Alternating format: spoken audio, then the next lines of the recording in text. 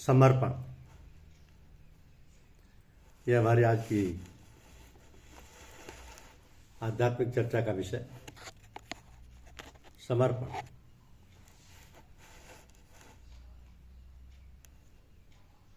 जब हम गुरु के पास जाते हैं या किसी महात्मा के पास जाते हैं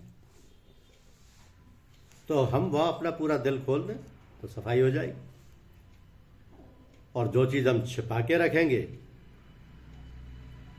वो कभी दूर नहीं होगी। तो ऐसे शिष्य तो बहुत कम होते हैं कि जो अपना दिल बिल्कुल खोल दें। जब हम कुछ छिपाए रहते हैं तो गुरु सर्वज्ञ होता है, वो जानता है कि ये क्या छिपाए हुए हैं, इसलिए उसको खोलता नहीं। तो उसका मतलब हुआ कि हमने अपने गुरु को अपना समर्पण नहीं किया है ना। गुरु करना माने समर्पण करना। कैसा समर्पण? कहते हैं जैसे मुर्दा को नहलाते हैं तो मुर्दा तो निर्जीव होता है, उसे चाहे जैसा कर दो। तो शिष्य को ऐसा बन जाना चाहिए जैसे नहलाने वाले के हाथ में मुर्दा होता है, मगर अपनी कोई इच्छा, कोई वासना, कोई भावना, कोई दुराव, कोई छिपाव नहीं रखना चाहिए। तभी कहा जाएगा ना कि हमने गुरु किया। ऐसे गुरु तो सब करते हैं, कान में मंत्र फूंकने वाला गुरु होता है। आजकल जो कोई नया आता है लोग उसे ये सिखाते हैं। ये बड़ी चक्करबाजी है।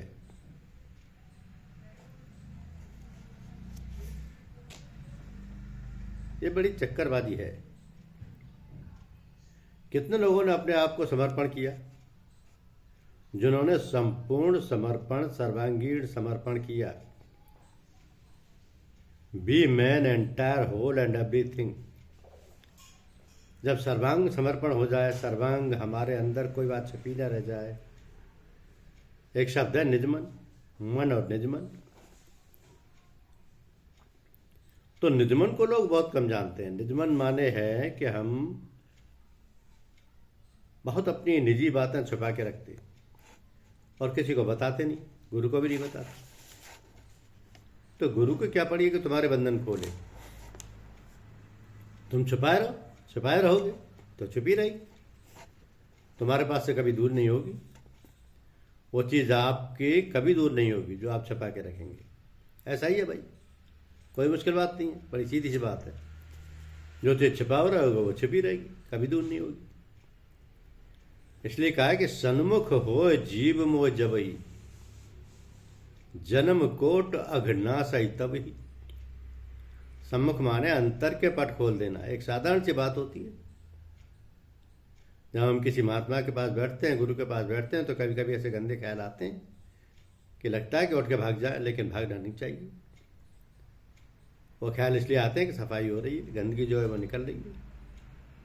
तो इतनी सी बात है कि हम गुरु के पास जाएं, महात्मा के पास जाएं, अपना दिल को बिल्कुल खोल दें, ओपन हार्ट सर्जरी हो जाए।